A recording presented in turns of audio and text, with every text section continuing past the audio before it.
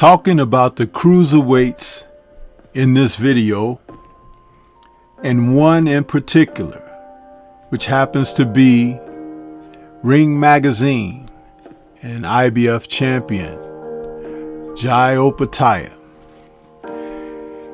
Opetaia is an outstanding fighter fighting out of Australia, but he has run into a problem.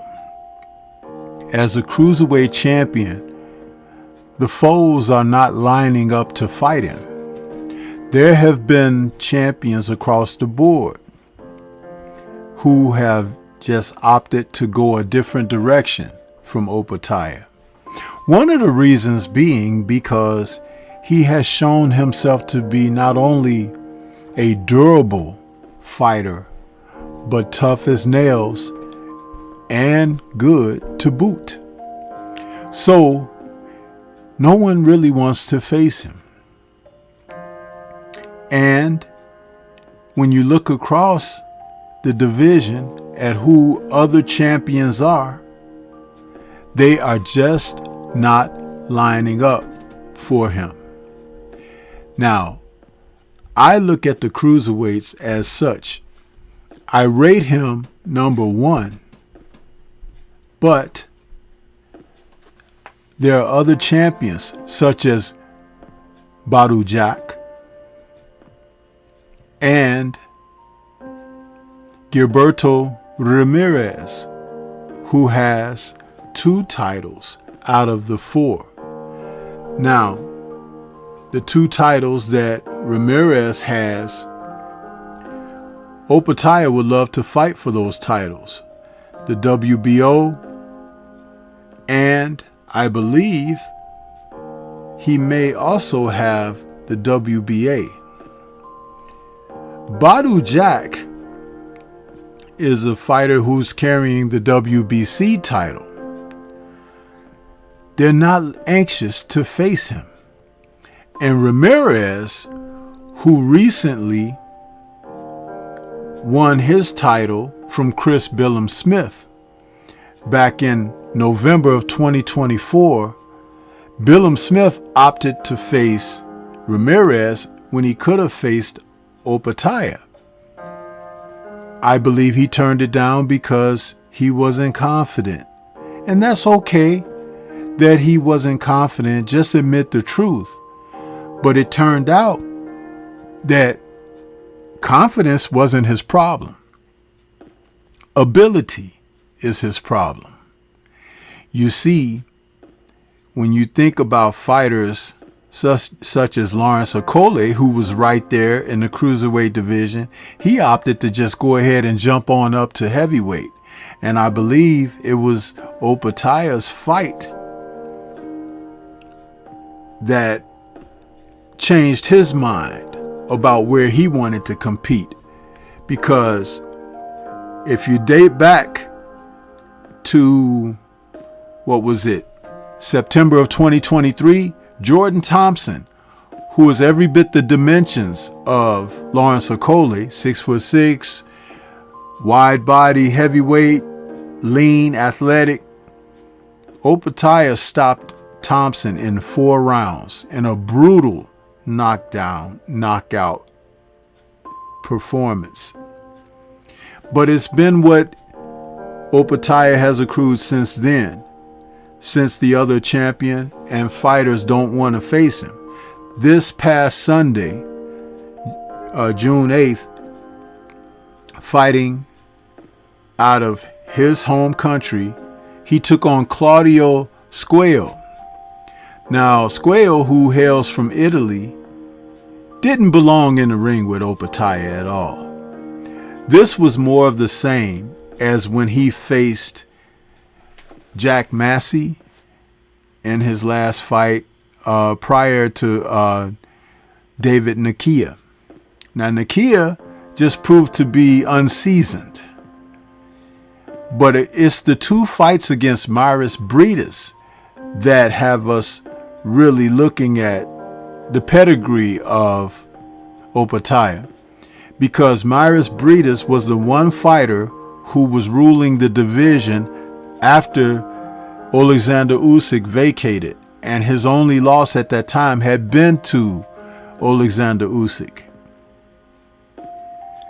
The first fight between Briedis and Opetaia from July of 2022 saw Opetaia win a unanimous decision, even with a broken jaw. And see, that's what I'm talking about, the durability aspect. You see, you have to look at fighters for what they bring to the ring and how they compete. And Opetaia, whose now record happens to be 28-0 with 22 KOs, is in the midst of his prime. But with no one opting to face him, he can't continue to dwell amongst guys like Squeal. That's just ridiculous. I watched that fight and I was just appalled. Not appalled at Opetaia, but the circumstances that he finds himself in. Fighters like he deserve competition. They deserve, and guys in the sport of boxing today are not stepping up to the plate of competition. You're afraid to take a loss. You're afraid to get beat up. You're afraid to get knocked down.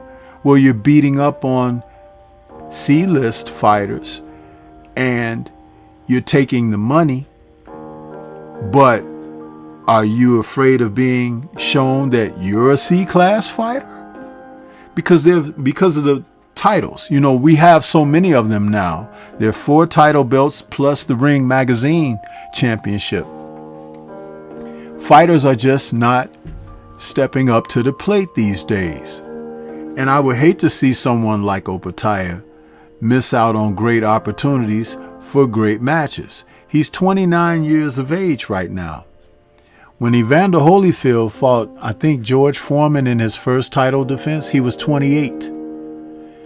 He had been at the heavyweight division for several years after becoming undisputed at cruiserweight. Opetaia doesn't appear to get the opportunity to be the undisputed cruiserweight champ. And at 6'2", with a 76-inch reach, he's right there in the dimensions of the so highly hailed Moses Otoma. So maybe he should just go on up to heavyweight himself. I would hate to see him waste years in talent with a group of people and a crowd of fighters that will not get in the ring with him. But I bet you if he were to move up and jump up to the heavyweight division, they would scramble to try to pick up his titles. Now, Ring Magazine had an interesting article that states that his desire to unify the cruiserweight division is admirable, but history shows there's no payoff. The article, written by Patrick Carnell, says Jai Opetaia is the Ring's cruiserweight champion, but he's fighting more than just opponents. Smack in the middle of his physical prime and existing in the nebulous no man's land, Opetaia is fighting odds and 45 years of divisional history. Being 28-0 with 22 KOs looks as impressive on paper as Opetaia does in action. The Australian-born Samoan thoroughly dismantled the overmatched Claudio Squeal and scored a 5th-round stoppage Sunday, June 8th, defending the Ring and IBF titles. Opetaia appeared to break Squeal's jaw after landing an array of withering body shots, then called on unification bouts, namely with WBA and WBO champion Gilberto Zurdo Ramirez. Opetaia's quest for domination at cruiserweight mirrors what most fans and pundits want from any champion: a thorough and systematic guarantee that the division has one champion, and if stones remain unturned, flip them over forcefully if necessary. And see, this is where I'm talking about what the article is bringing up, the fact that no one wants to mix it up against anyone very good. Badu Jack has been kind of floating around the sport of boxing, around these fierce champions, but he has faced none of them. and he still has a title. If you put him in with Gilberto Ramirez, if you put him in with Jai Opetaia, he's no longer champion, period. But for some reason, he's holding on to that WBC belt. The article continues, in an era recognizing 4 alphabet belts, going against competing promotional interests and collecting all belts is difficult enough to do in stacked divisions. But at cruiserweight, historically more of a stop-off than an actual destination, fighters often face the same obstacles as their lower weight division counterparts, who struggle for attention and recognition. It makes unification bouts less lucrative and therefore unlikely. But assuming Opetaia was able to seize the belts from Ramirez and WBC champion Badou Jack, what then for the 29-year-old? If history is any indicator, the steps leading from cruiserweight only go up. Any cruiserweight campaign inevitably will draw comparisons to the division's greats, specifically Evander Holyfield and Alexander Usyk, both of whom leveled the field before moving to heavyweight. In '87, The Ring voted Holyfield Fighter of the Year over Mike Tyson on the strength of 4 meaningful wins at cruiserweight. Usyk similarly won the award in 2018 after 3 huge cruiserweight wins, and both went on to win the same award as heavyweight champions. Unfortunately, Opetaia lacked the amateur success that helped catapult Holyfield and Usyk into the spotlight early, and the logistics aren't exactly on his side. Upper-tier fighters are expected to get in the ring twice in a calendar year these days, and Squeo, unbeaten as he was, is not the kind of opponent that significantly contributes toward a potential Fighter of the Year run. You see, this is what I'm saying. The fact that Opetaia, as good as he is, but not getting the opposition that he should, again, people are not going to consider him. But he is head and shoulders above most in the division. Specifically when you talk about Ramirez, who has come all the way up from 168 pounds, where he may have been a weight bully for a very long time. And he skipped 175 after the likes of Joe Smith Jr. and others showed up there, and he was like, oh, well, let me just jump on up to cruiserweight. Opetaia, however, does have plenty of work in his favor. First, Holyfield and Usyk aren't the only cruiserweights to have success at heavyweight, which alleviates the pressure of the odds slightly. Jean-Marc Mormick, Thomas Adamic, and David Haye all won respectable fights against the sport's biggest men. Additionally, Opetaia has time and physical attributes on his side.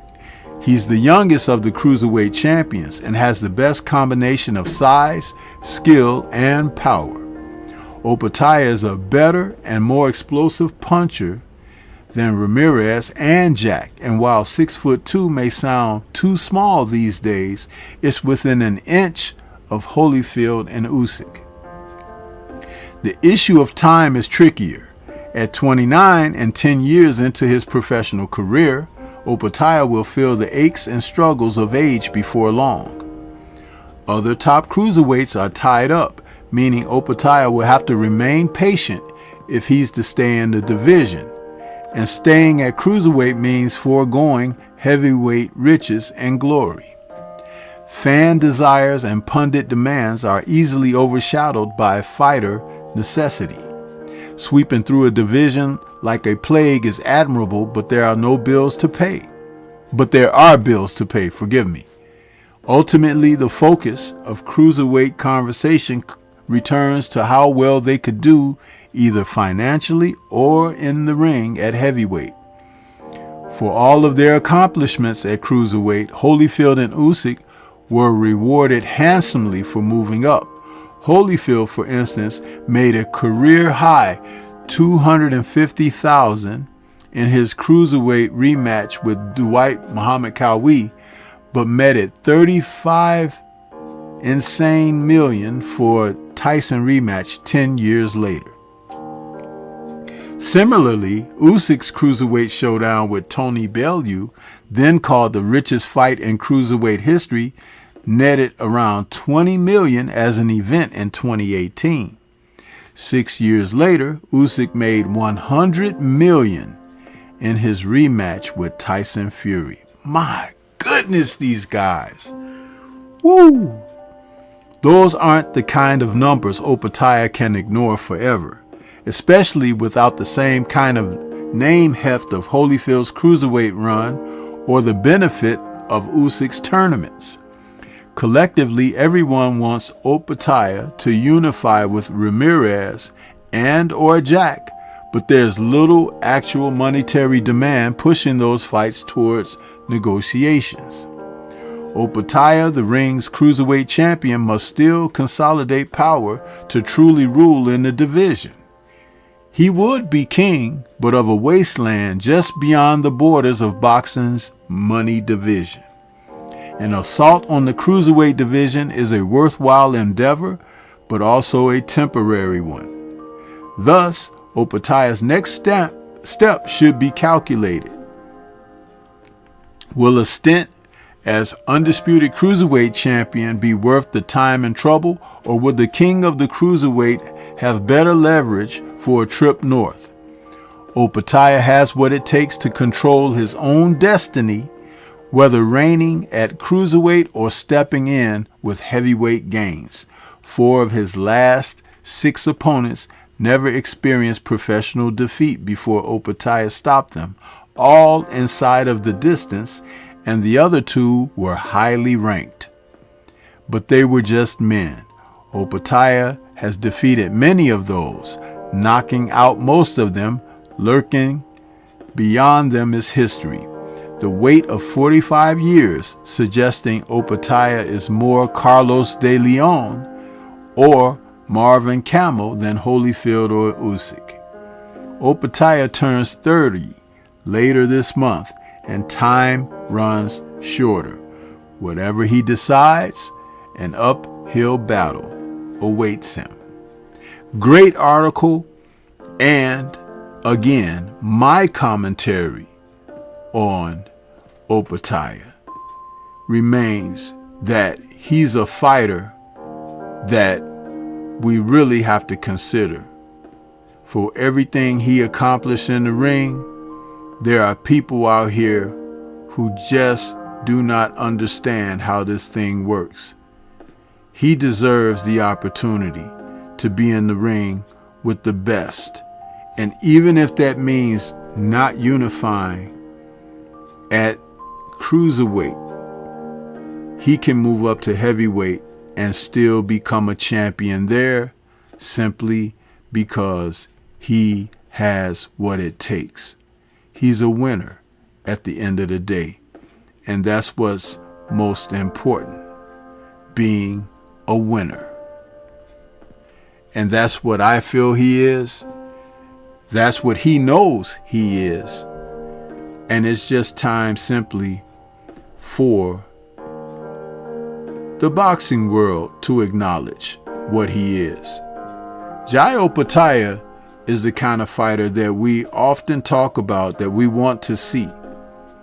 You know, there are guys who can get it done and there are guys who don't get it done. But what do you think? This is Stormy B-Man. Shout out to the mighty LDBC and Liberated Perspective, a third eye view of the world. For more content such as this, please like, comment, subscribe, and share.